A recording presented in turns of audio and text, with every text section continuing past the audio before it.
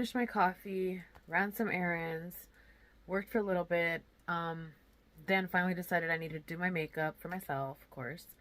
And now I'm debating on whether, I think I'm just going to replace this nail because the rest of them are on pretty strong and I don't feel like doing my whole set again. I don't even know why I'm sharing this. Oh, I am going to go and make a smoothie right now, so I kind of wanted to show you guys the smoothie that I'm making. So I mentioned I finished my coffee earlier, which I did, but because I've really been digging the coffee flavor, probably because I was deprived from it for, 6 weeks, I am now making just a little bit of decaf. And I know this sounds weird, but I'm throwing that into my blender, just so we can have a little bit of a coffee-ish type of taste. I'm going to be making a smoothie. And the reason I'm not using actual coffee is because I drank that cup earlier, like I said, and my caffeine tolerance right now is ridiculously low. And I'm not trying to, have my heart racing just because I want coffee flavor. Now, yes, the coffee or the decaf was hot, so I went ahead and added a good amount of ice to that. I'm also going to be adding a banana because I love banana so much. I don't know what else to say. Also, sweet factor. I am going to be trying these collagen peptides. I've had these for a while, but I never actually started to take them. And I figured it'd be perfect time to start now. And it's unflavored. So I have no idea. I'm going to try this for the first time. And then some actual protein. I don't think I'm going to add a full scoop, or maybe I will. Time to test this.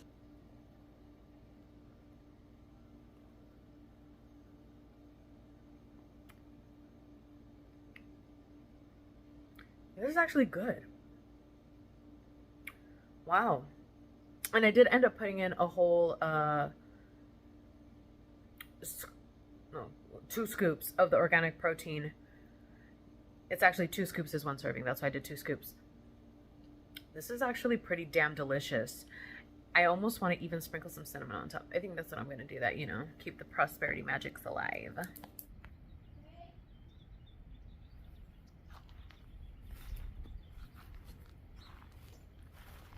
It is a really beautiful day outside, so I figured I would show you guys some of my trees.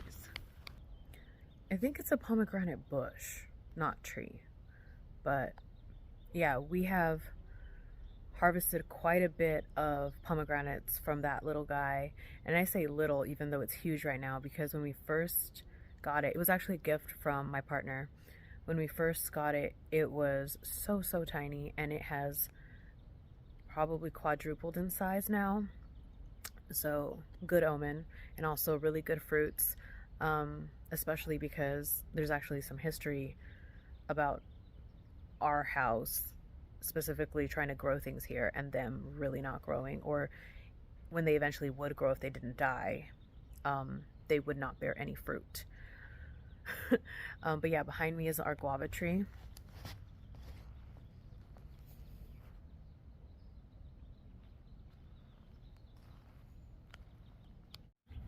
Look, a hummingbird.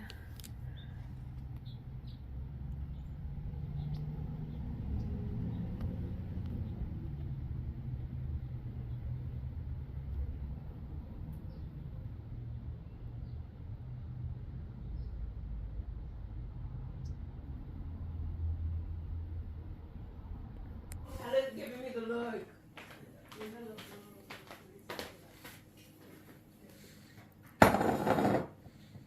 Oh, get your little hand out of there.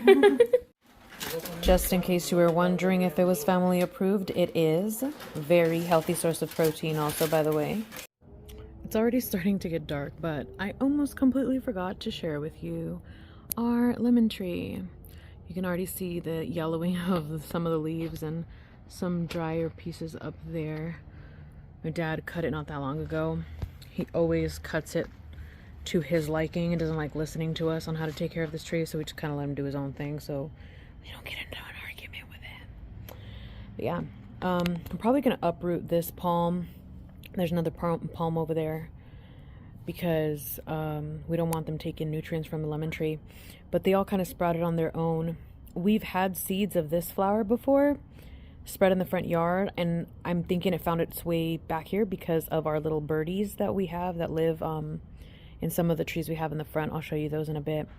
But yeah, we're gonna uproot that palm, and there's another little fan palm back there, just because this lemon tree has been with us for many years, but it does tend to get a little moody. It doesn't always produce lemons, but when it does, they're like the size of a grapefruit. It's pretty insane. I think it's like some kind of weird hybrid or something, because they just look like odd.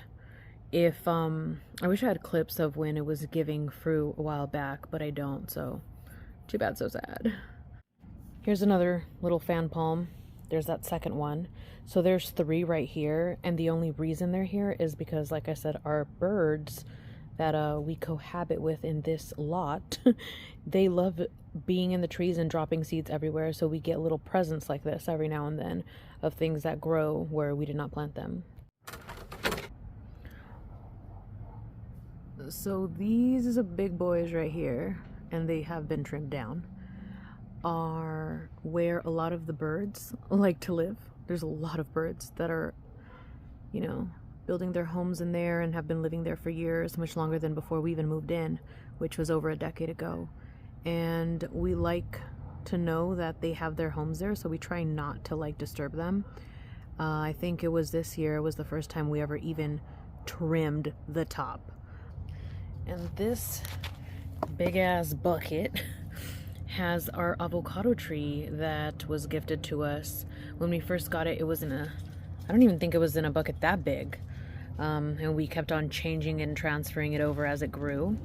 And now we're not going to move it now, but we will be moving it soon. It's gotten pretty damn big. I mean, look at the size of these leaves.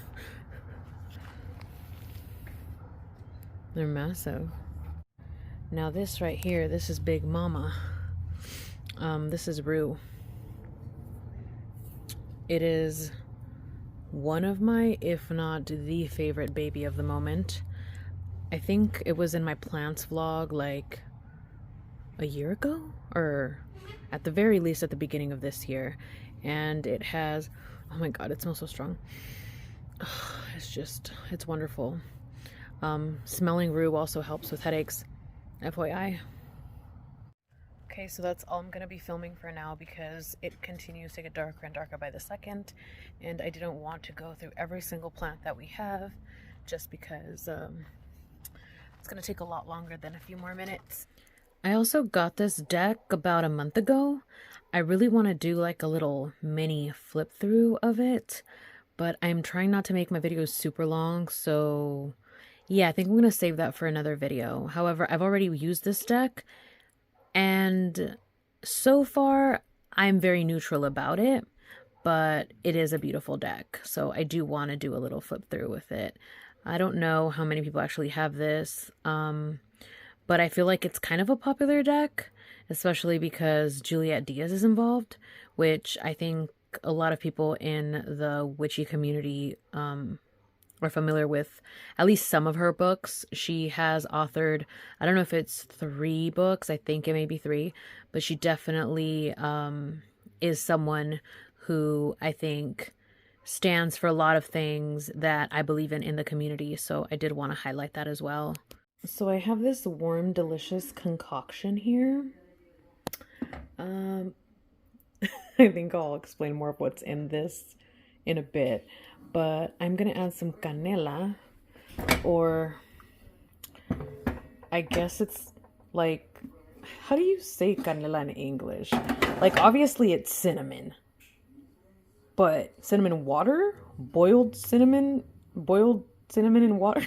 I don't know, but in Spanish we just call it canela, and basically it's just cinnamon boiled in water. We have this on the stove almost every day, especially in winter. It is, actually I should say in winter it is every day. There is either a pot boiling or a pot sitting here for us to periodically come throughout the day and drink some. So yeah, I just wanted to scoop some of that into my little mini wannabe bulletproof coffee Yeah.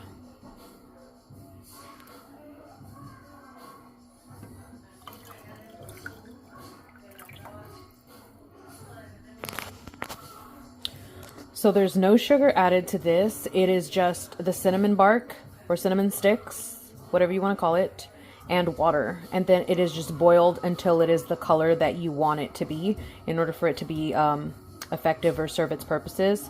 It's generally just a drink that we have all the time.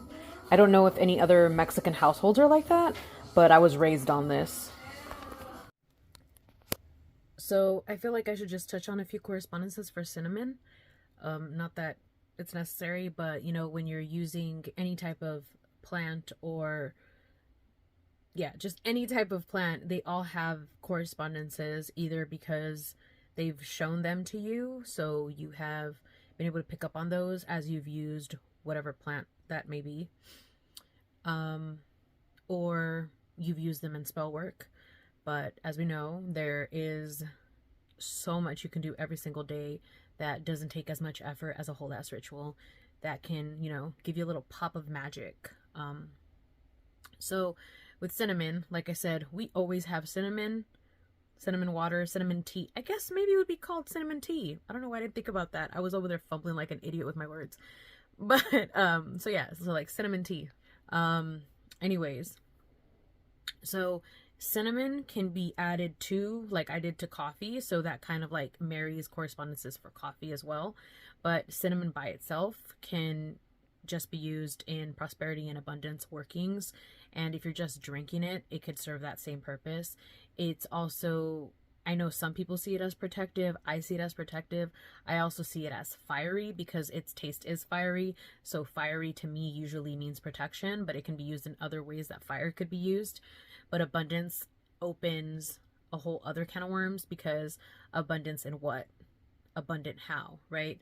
But yeah, I just kind of wanted to touch on that because I just kind of like, I didn't really plan, I haven't planned a lot of things. I just pick up my phone when I'm about to do something and see what comes up. So this is what we got. Oh, she's so comfortable. She doesn't even care that you're touching her, and we know how she gets when you're touching her. She's such a sleepy girl. Oh, she said, you better stop, homie. She heard some movement. She heard a ruckus. Her little makeshift pillow, by the way. Oh. Brought to you by yours truly. We'll be selling them soon. Just kidding. No, wait, she doesn't trust something. She doesn't trust any of us. Hi, Mama.